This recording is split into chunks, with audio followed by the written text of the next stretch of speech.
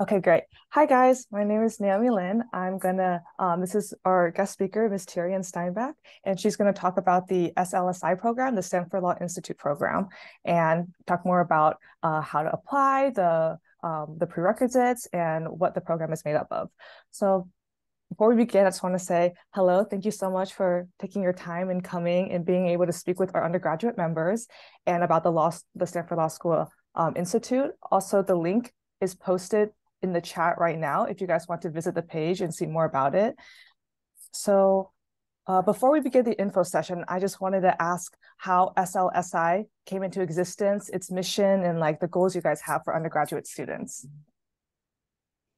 Great. Well, first of all, I want to say it's really exciting to be here today, and I'm glad to know a little bit and start to get connected to this group. I also just say, even though at the law school, I'm constantly inviting people to call me Tirien, which I will say here too, call me Tirien by my first name, but I also will give my title because as a woman of color, I absolutely have worked to get to that title, and I always share it just so that other women of color, as they rise in leadership in different organizations, that they own their position. So I'm actually the Associate Dean at Stanford Law School for Diversity, Equity, and Inclusion. And along with two other Associate Deans, when I joined the law school a little over a year ago, two other Associate Deans, the Associate Dean for Admissions, Dean Fay Deal, and the Associate Dean for Public Interest Programs, Diane Chin, who are also both women of color, had already been developing and thinking about this program for a while. They had been dreaming about and making that dream a reality with the support of Dean Jenny Martinez, who's our dean at the law school. They'd been starting to think about this program, and a program that had a couple of core components. One was that it wasn't about a pipeline to Stanford Law School, that it was about a pipeline to law, to the idea of maybe studying or practicing law in any way. And that was really important, not to make it just this program that was funneling into our school.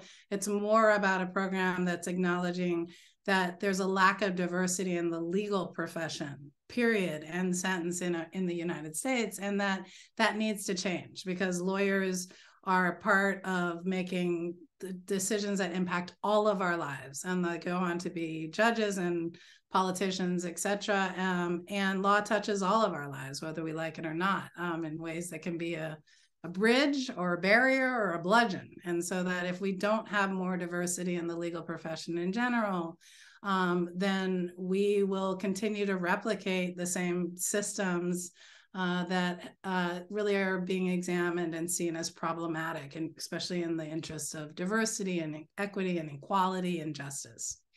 So one component was really to open it up to all students, all undergraduates. We're looking for rising, mostly juniors, and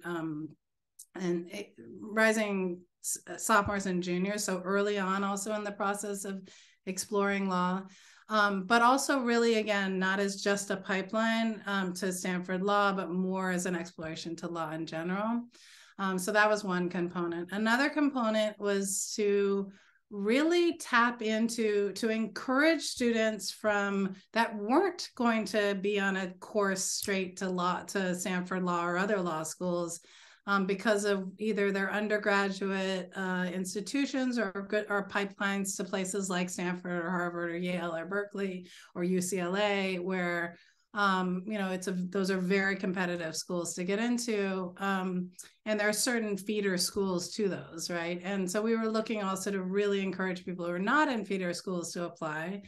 But we had students from everything, from Ivy League schools to state schools and to small colleges all over the country and from all over the region in our first cohort class. But we wanted to really think about that as explicitly encouraging that, and explicitly saying and having programming that was designed for this, that whatever your academic path has been, we want to encourage people who are already starting to identify that they have incredible skills and resiliency often because they are people who have been at the margins and are working their way into the mainstream. And to me, law is mainstream, period, end sentence.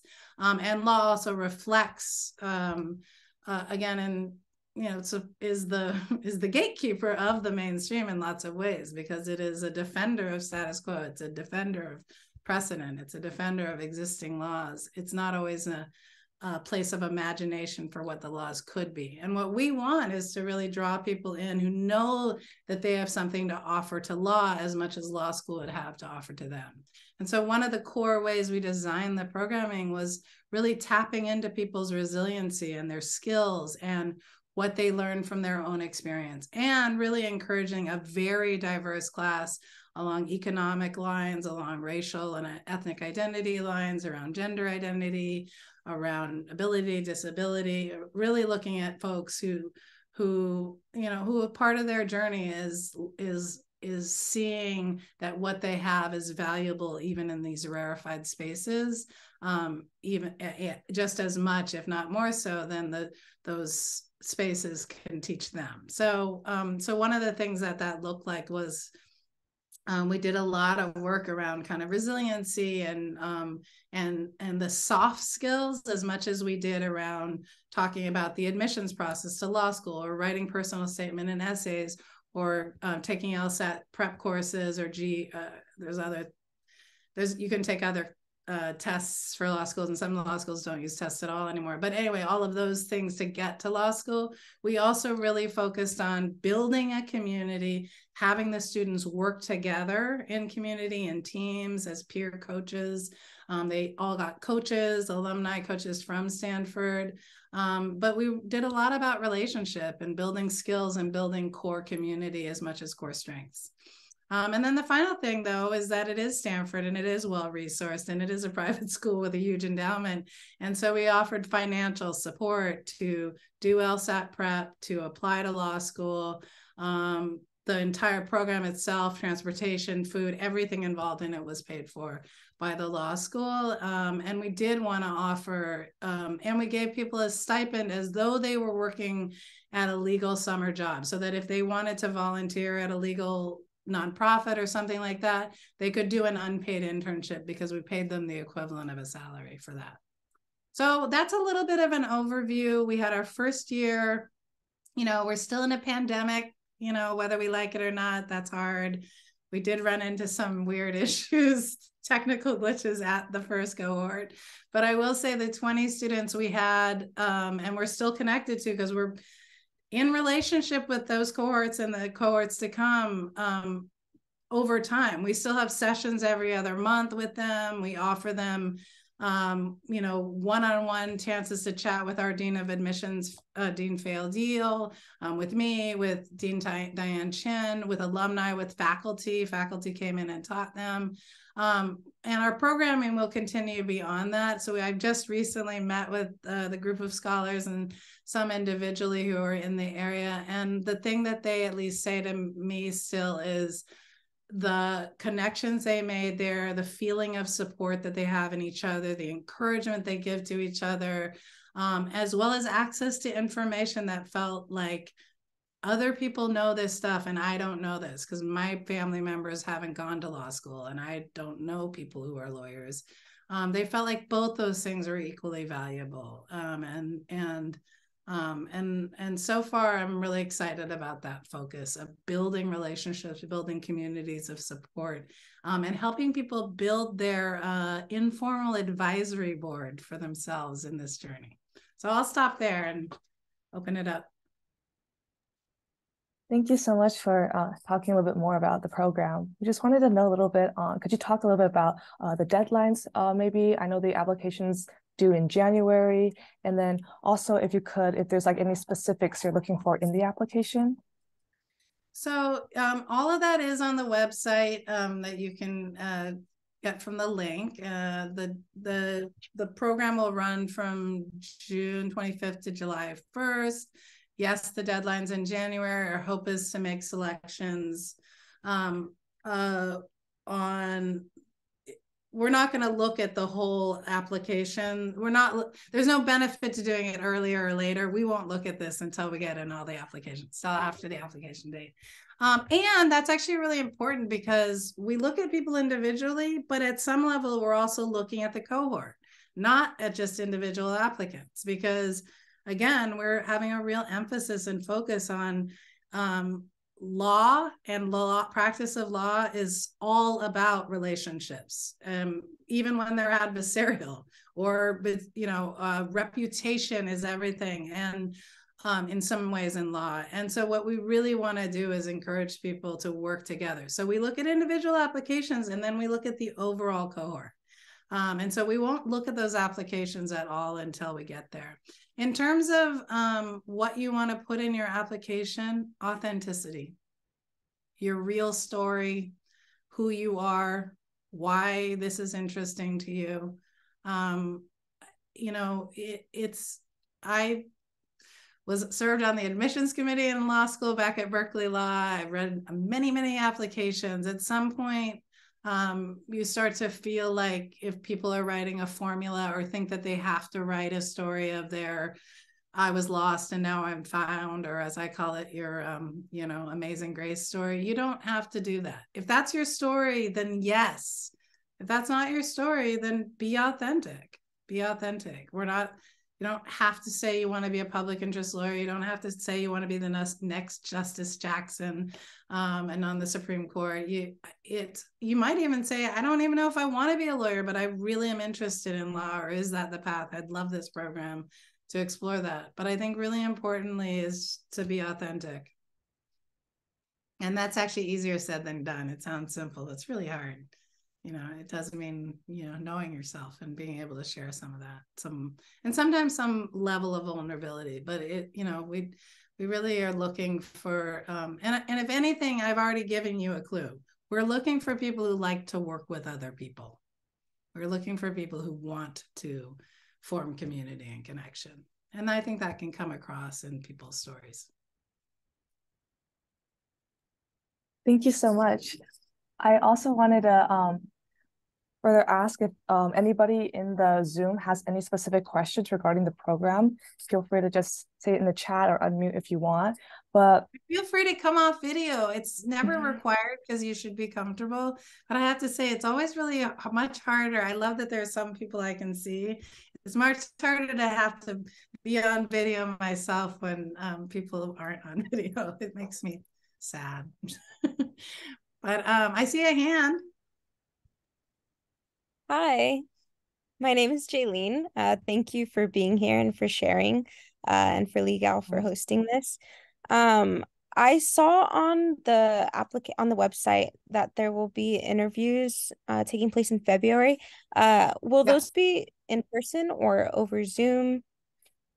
Yeah, they'll be Zoom because we had international students, and unless we can bring everyone out, we want the process to be fair and the same for everybody. And since anyway, we don't know what's going to happen with the world and restrictions and COVID and stuff like that anyway. But if we couldn't have everyone come out, we realized that we wanted to level it and not interview anyone in person, even Stanford undergraduates who might be applying. So we will do Zoom interviews, and they'll all be we try to keep them pretty short, and then we make our selections. Again, that's where we start to look at the whole group, is after those interviews. Okay, thank you. And I know last year, or this past application cycle was the first one ever. How many people how did that go, and how many people applied? Or would you be expecting to apply in this cycle as well? So how did that go? So I'll just share a little story with you, but it's absolutely not going to happen again. For whatever reason that I don't know, is that there was an electrical blackout at Stanford campus during the whole program. Oh, wow. Which was totally unexpected, and there had been a fire and everything's been fixed. So even if there was a fire again, we would not have a blackout, but we literally did not have power during most of the program. And this is what I loved about our students, our scholars. They were like, oh, you said this was about resiliency. We didn't realize you meant actually, literally, we had to practice resiliency because we had to move our whole programming outside because there was a blackout and they stayed in a house. Anyway, they were wonderful. So in some ways, this will be once again the first year because the circumstances of that inaugural class were so unusual. They have all said it still was one of the best. Many of them have said to us it still is one of the best programs they've ever done, even with the blackout. So it's hard to say what the reaction was to the program last year in the cohort. In terms of the application size, I think we had the initial group, we went from 120 down to 60, down to 40, down to 20. So that was so we interviewed, the three of us, the other two deans and I, we interviewed 60 to get to 20. So we each interviewed 20 to get to 20 altogether. So that was it. I don't know that I think there's been a lot more interest. We've gotten a lot more questions already since we put the application up this year. So my guess is that the program will be larger. On the other hand, Yale has now put forth a program that's interestingly very similar to our description of our program. So you should check that one out too. And then UCLA has one of the most amazing programs that's always been a huge inspiration to me, which is the Law Scholars Institute there is fabulous. So yeah. Okay, thank you so much. Oh, it says, let's see. Yes, we have a question in the chat. It says, from Miriam, you mentioned that the program is more for sophomores and juniors. Are seniors still allowed to apply? So allowed, yes, but I think it says pretty explicitly even on the programming that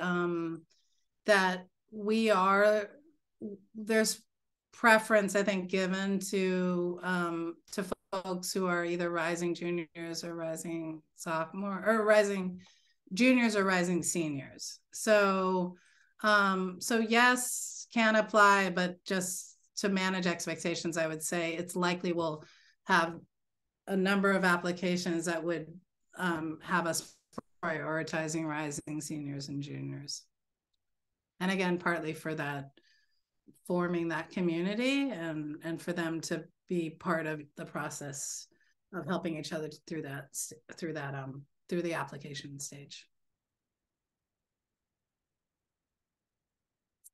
Emily has her hand raised if she wants to ask a question.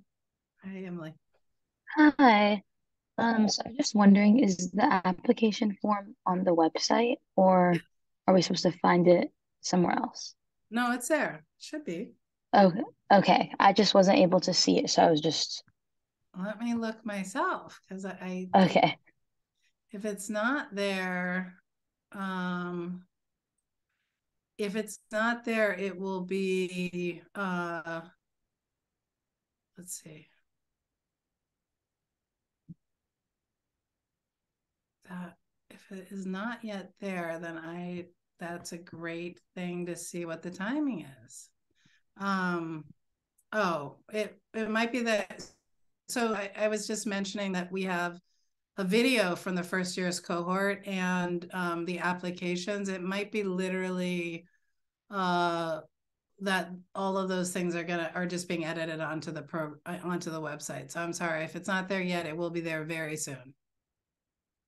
Okay, so the letter of recommendation form and like the application will both be Okay, thank you so much. I would say I'll check in, but I would say I'll be up and going by next week because we just did edits. I'm sorry, I'm zooming in from a retreat, so I've been away from campus, and I've also been living in a tiny cabin in the woods, so I'm a little bit disconnected. But I just edited final applications and a video, so I'm sure they're going to be up very shortly. Okay, thank you. And I just have like one other question. What would I don't know, I guess if you know, what would students say were their favorite part about like being in the program? The cohort of 2022. Yeah, and again, I hope you will. The video is actually great because it's really mostly just the scholars speaking, and they're amazing. But the things that stood out to me was the relationships they made with each other. They still talk all the time. They have like a thread of 20, a chat or an email, and they talk all the time, which is really amazing. And they also each became a peer mentor to each other. So they have a peer mentor of the 20. And then they each got a coach from a lawyer coach. And all of those relationships, I think, was definitely one of the highlights. And the second, as I kind of mentioned before, was just the feeling of having access to ask questions and feel like there was no wrong questions or stupid questions or anything like that. Dean Fay-Deal is like been the Dean of Admissions at Stanford Law School for years and knows more about law school admissions process than anyone I've ever met. For me, even listening to her talk about kind of the way she approaches it and how she thinks about that, and real specific things, and having access to someone like that is pretty amazing. Dean Diane Chin has been a social justice, public interest, civil rights lawyer and leader for decades. And, to have access to someone like that, so I think that, and then the professors that we brought in who either taught classes to them or just came for lunch, right? These are like, constitutional law scholars that you're like, who are, cited in the New York Times all the time. I mean, they're just, anyway, so I think that they felt like there was a really great access to people, and that they got these relationships. And then finally, I do think the kind of ongoing support, that the ongoing support and the ongoing connection and access. They, write to us regularly. We answer their questions. The ones who are local, like at UC Berkeley and things like that, I meet with for coffee, things like that. Thank you. Yeah, that sounds like a really great community. I definitely feel like that's maybe to me, the part that stands out in our program. We have another question in the chat from Natalia. She says, for letters of rec, would it be okay to ask from an instructor at your previous institution, or would it be better to ask from our current institution? That's such a good question. And letters of rec are always really interesting, but absolutely no problem about previous institution. The key is always, who is someone who knows you, and can round out your application, to share a perspective on how you do, how you work, etc. How you work, who you are, what you bring. So there's no like narrow way we think about who writes letter of the rec, because this is still an academic setting. If you had multiple letters, at least one or some should be academic, but it could be from a work experience. It could be from a internship or a volunteer, any of that. It's really about getting a full picture. And so the letters of recommendation, I learned this from Fay-Deal, should supplement what you are already sharing through your own application parts, right? Is think about how do you balance that out to tell the story of who you are, or why this would be a good fit. So. And the next question we have is from Ellen. She asks, what would you advise against putting in an application? Have you received an application that included something you would not recommend adding? I should put together a list of those things where you're like, don't ever say these words. No, I mean, I don't, maybe we haven't done this enough to know that part. And Faye would probably be good at answering that because she reads thousands of applications to the law school every year. But I would just say, we're not looking for people who already, feel like they are fluent in legalese or anything like that. You don't have to have those prior experiences. And if people reference things incorrectly, it can land kind of like, or, and reference things in a way, it can, again, start to land as inauthentic. But again, I would just, to not feel like there's a formula. There's not, the formula is yourself, because again, we look at individuals and then we look at the whole group, and we're looking at how people how this could support them and be helpful in their journey. potentially to law school and beyond, but also how they can contribute to this community, right, and be part of that. I'll say one thing that also Faye Deal said about the program at the end is she said, we never said in the application, and we didn't hear either, but if there was one quality beyond people being smart and interesting and having some self-awareness or self-reflective skills, if there was any common quality that, if we were honest, we didn't know we were looking for, but found in that first cohort, was kindness. And I do think that actually is a common theme. And I don't mean like niceness or politeness. I think there was something about, when I look back on the materials people submitted of the scholars we picked, that there was something in it that came through, as much as how smart they were, and as much as how much they knew this program could benefit them and they could be part of that community. So going off of the attributes you look for in your applicants, you mentioned kindness. Which is really weird for a law-related application, just FYI. Is there two other maybe words you could use to describe the applicants from last year's cohort? Like if you had to summarize all the applicants in 3 words, one of them being kindness, would there be like 2 other words you would use to describe them? They really were resilient. I mean, there was a lot about, there were so many situations where they could have just been frustrated or freaked out. And for whatever reason, they all individually and kind of together were really good at kind of thinking, trying to figure out how to navigate challenges and see silver linings when the clouds came, and things like that. So I would say resiliency was really, we tested it in a way we did not mean to or expect to, and it actually really shined through, because we were looking for resiliency as kind of a quality, and it really turned out to be true. And then the third was just critical thinkers, like smart and able to take information and connect it to their own experience and connect it to things they've written, or ask questions. They really, when we had these amazing professors come, they asked really brilliant questions and engaged in ways that were interesting. And so there are people who are critical thinkers. I think that's what law needs, and certainly the world we live in today needs people in law who are critical thinkers. Perfect. Thank you so much for that. I was just wondering if anyone else had any other questions about the logistics of the application or anything specific. I know you also mentioned an interview. Do you know any like great advice to prepare for that interview? Because I know interviews are so scary. They really are. Zoom makes it a little bit less intimidating, I think, probably. We do also do the interviews one-on-one.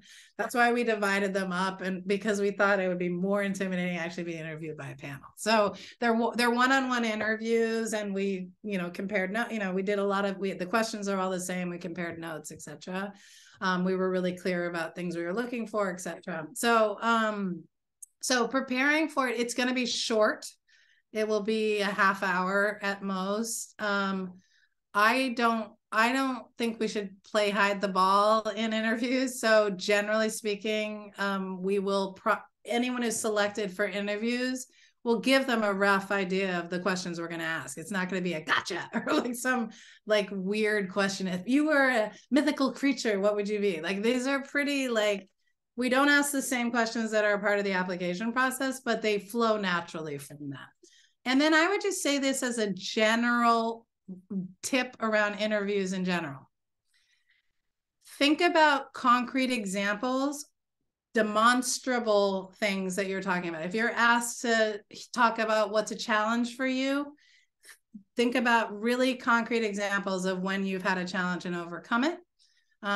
If you are asked about your resiliency skills or your writing skills, whatever it is, always think about examples that are concrete like mini stories almost. What people are moved by are stories, and what people want to hear in interviews is not just a recitation of what's already on your resume or in your cover letter or in your other answers. They want to connect it to, they want to see how you can see experiences in your life and have learned from them and can grow from them, and will continue to do that in a program like this. Great, thank you so much for that. Usually in all of our Zoom interviews, we like to ask the guest speaker if they have any advice they want to give to women who are entering the law sphere or the legal realm. If you have any advice you want to give to women. So I won at 50, almost 52 years old. Like when I graduated from law school in 99. Berkeley Law, for instance, where I went to school and taught for 17 years, the incoming classes for the last 8 years have been majority women, which is a real change in law. Like you can look back not that far, and I mean like 60-65% women, which is interesting. And a lot of schools have had, the class has been more and more women of color, for instance, but more and more women in general in the classes. And I think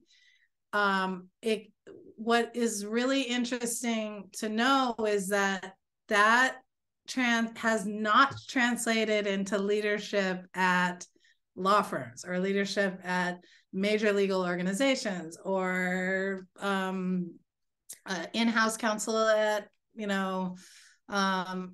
in general counsel's offices of corporations or tech firms. So if you are a woman today, you are thinking of going into law school and law, you will be part of the change that is coming. And the change, I think, is inevitable, which is that actually starting to translate into leadership roles in law.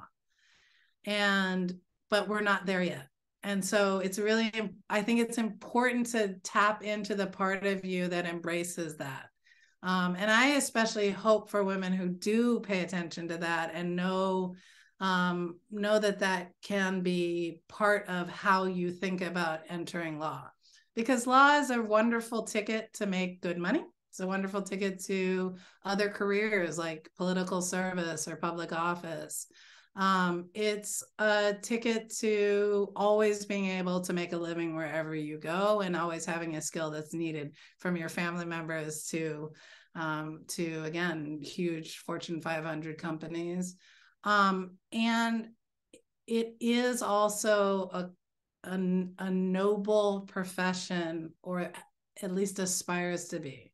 It is about making justice in the world. It should be also something that is about evening playing fields and being able to create more equality and for systems and structures and lives to feel more just. At its heart, law should be and is a key pillar in our democracy, and we are at a time when our democracy is not to be taken for granted. It is much more fragile than I think people understand. And so my interest always is in folks being really, really paying attention, and especially women going into the law now when it's still in a time of transformation, is to pay attention all the time. And none of the goals I mentioned, making a good living, making money, being in positions of power, etc., none of them are bad. All of them are good. But I hope you'll all tap into all the time, why am I doing this? It's a grueling law school. The bar exam is hard. It's no joke going all through that, and always asking yourself, why am I doing this?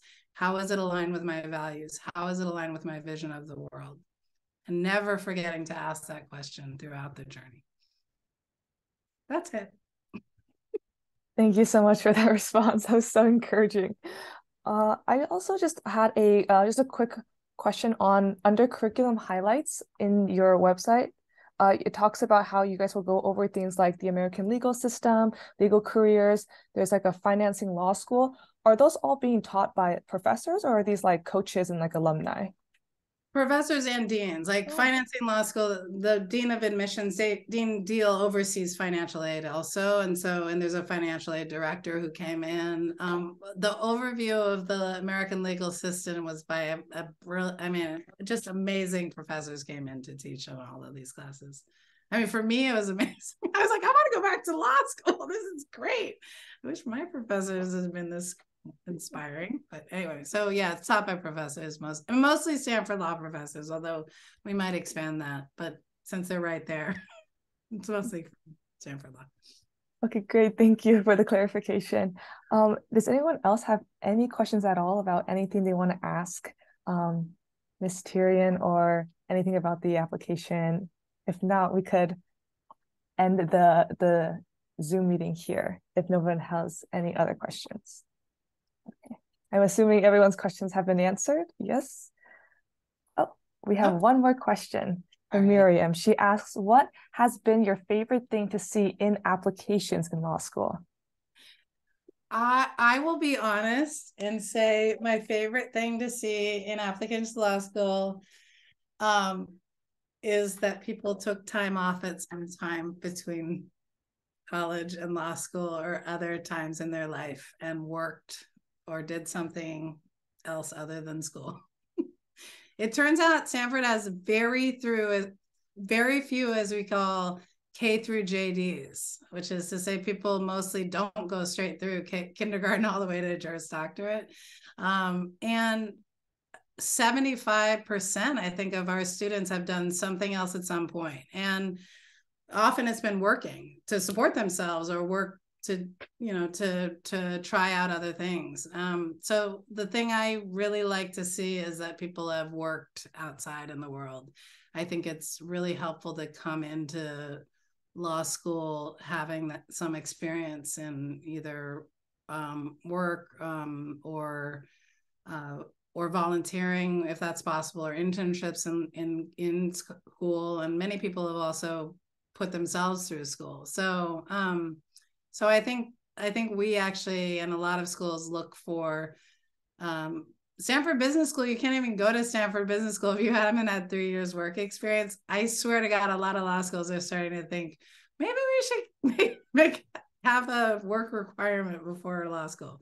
But I think a lot of us, and I know Dean Deal and the dean at Berkeley Law also really love to see people who have had some life experience, so that they can come in and have that as part of how they thrive in law school and beyond.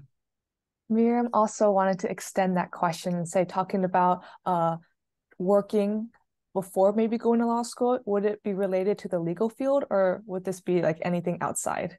That is a really great question. And I will say, one, from my personal experience, I studied art and art history as an undergrad, and I went and lived in New York City and was an artist, which really meant being a waitress, because that's what I did. I waited tables in a restaurant. I taught art classes, and that was all as part of my application.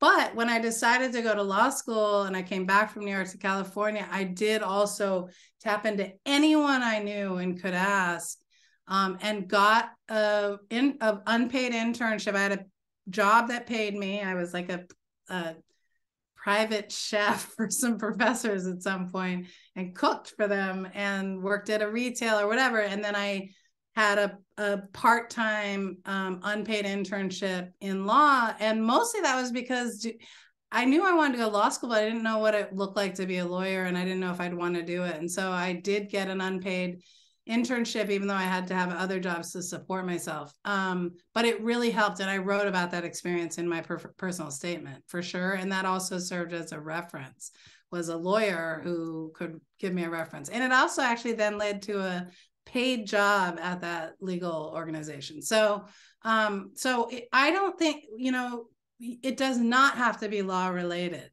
But what you should be figuring out for yourself and being able to communicate is, why law?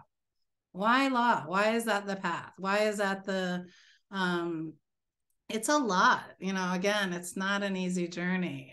The bar alone in California is just grueling. I mean, it's not as bad in other states, but But, you know, you should always be asking yourself, why does law make sense? And if you don't know the answer already, then exposure to the legal profession, especially like a legal nonprofit that often can't pay internships, or I just asked someone, my older sister's friend was going to law school, and I said, can I come to your classes one day? Can you ask if I can just trail along?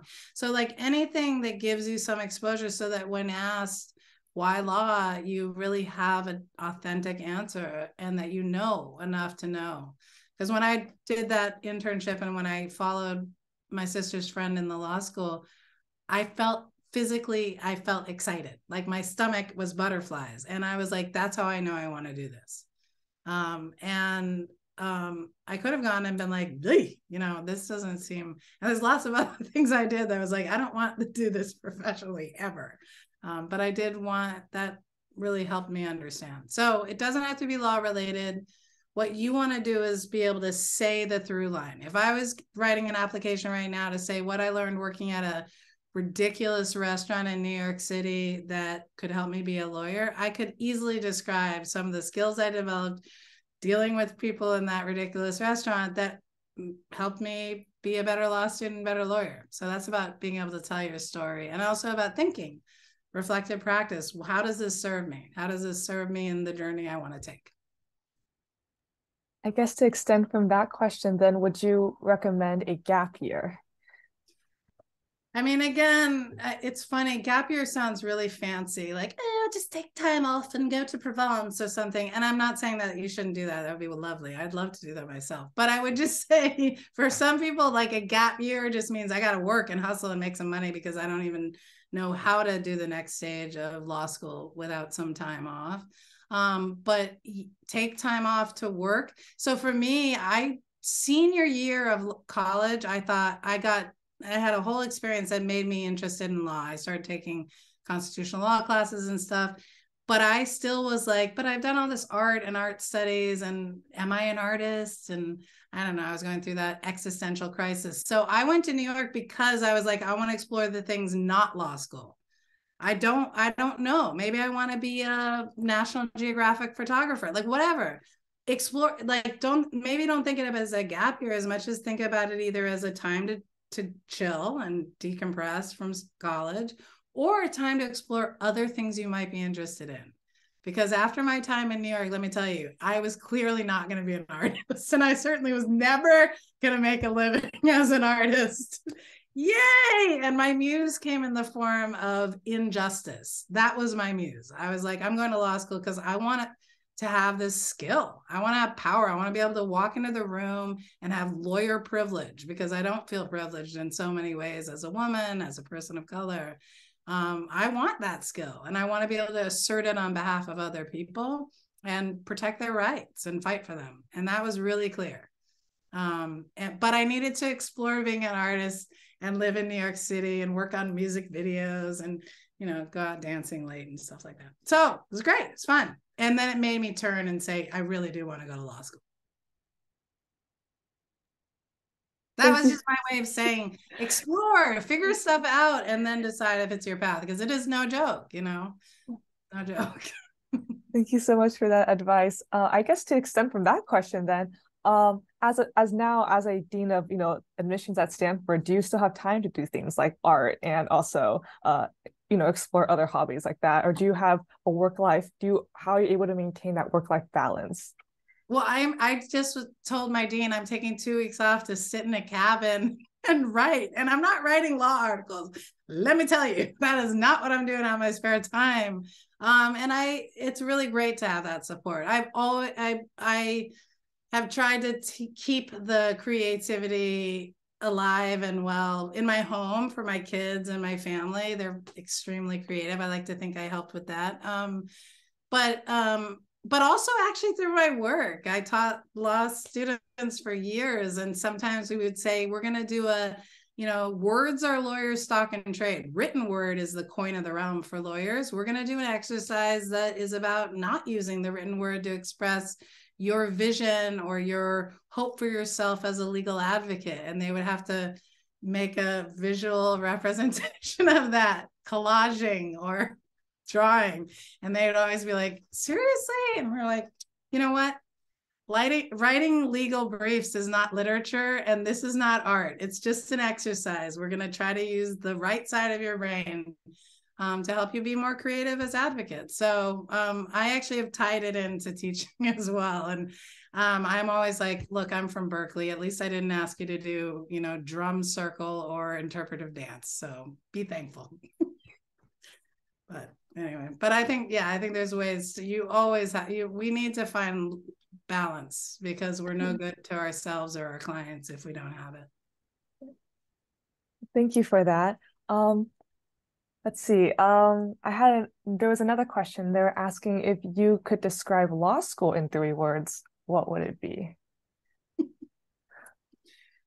That there's the 3 sentences of law school. This is a little bit of a cheat. The first year they scare you to death. The second year they bore you to death. Or no, the second year they work you to death, and the third year they bore you to death. So that's kind of law school in a nutshell, which is the first year, especially for people like me who had no real experience. It's a lot. It's more work than you can reasonably do. The expectations people put on themselves are so extreme, and many law schools are very competitive. It can be very scary. So, and the second year is a lot of work. And then the third year, you're kind of like, okay, I'm done. Peace. I'm out. Like, we never see the third years. They're like mythical creatures. We never see them on campus. They just disappear. But so, it's amazing. And for many people, they have a long, cold night of the soul where they realize they're not in justice school, they're in law school, and it is not the same. And that's hard. And to me, that's a necessary part of reconciling it and going out into the world and being a more intentional and wise advocate. So the program curriculums that you guys offer at the SLSI program, is the teaching style similar to that you would find in classrooms at, let's say, Stanford Law School or like other law schools? Like, how was the classes formatted?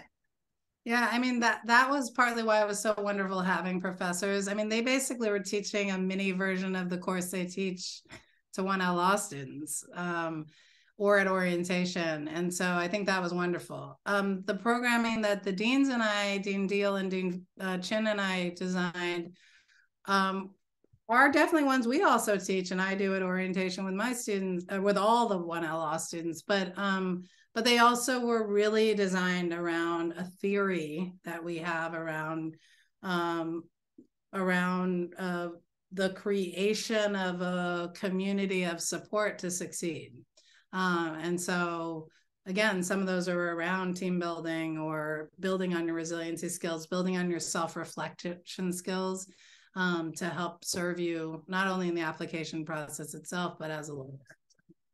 So they wouldn't have looked like, and Stanford doesn't do like things like Socratic method or cold call. And we did not do that in our classes. Some schools do that, but a lot of schools have realized that that's not actually pedagogically sound and necessary to torture students in order for them to learn. So. Have they done Socratic method in the past and then changed it, or was it just something that Stanford like never did? No, they definitely have. And some people still swear by it because they think it prepares people for oral arguments. But the vast majority of lawyers will never do those kinds of oral arguments. So it just doesn't map on to practice, and it's not necessary. So they do other things. They do like panels or assignments and things like that. But they give people more of a heads up that they're going to be speaking in class. And we do a lot around trying to create a better classroom climate, and there's a whole committee around it, and how do we have classrooms be inclusive. There's a strong argument that says, I don't know if any of you listened to the Supreme Court oral arguments recently, but it is helpful to have some level of pressure or like being put on the spot to be able to come up with good arguments. But again, if you've ever watched old time movies like Paper Chase or something about schools, that method of teaching has really evolved. It's not designed. That used to be designed, I feel like, to crush people's souls. And I don't think it is anymore. So. Okay, thank you for that. I did get a private chat message asking that since we are a law club at UCLA centered around helping women specifically go into law. As a woman in the legal field, have you ever felt like you've ever had a legal advice, you felt unheard, or had a legal advice you gave that was ignored? Or if that happened, how did you overcome this? Absolutely, I still do now. Again, this is evolving and changing, but the legal field is not, especially if you look at the pyramid of hierarchy in any different parts of the field, it is not led by women. It's not led by women of color. And there's some shocking, you can find these, but there's some shocking statistics around the lack of diversity, again, at the top of these pyramids, at corporate law firms, at government agencies, at well-resourced nonprofits, even, and certainly in in-house counsel in tech firms and other places. So in any of those areas, there's the leadership gets less and less diverse and less women. And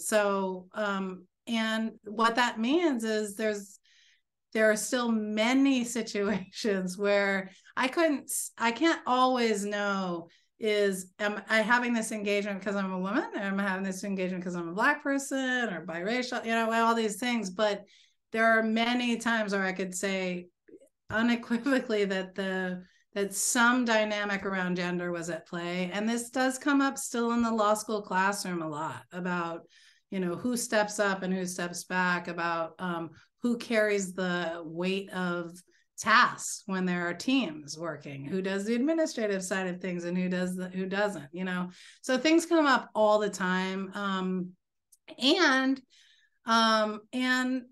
as I said, and I'm trying to be more transparent about this to myself even, which is that there is a way in which lawyer privilege, which is a term I've been trying to make more common, because it is a privilege, that lawyer privilege helps cut against the way I do not feel privileged because I'm ignored as a woman, or because I'm ignored as a person of color. And it means, and I'm recognizing more and more that has allowed me to be taken seriously or respected, because I have a assumption of authority being a lawyer that I wouldn't if I walked into a room. And occasionally I do walk into rooms and I don't announce that as my background, and I see what has shifted as soon as I say I'm a lawyer.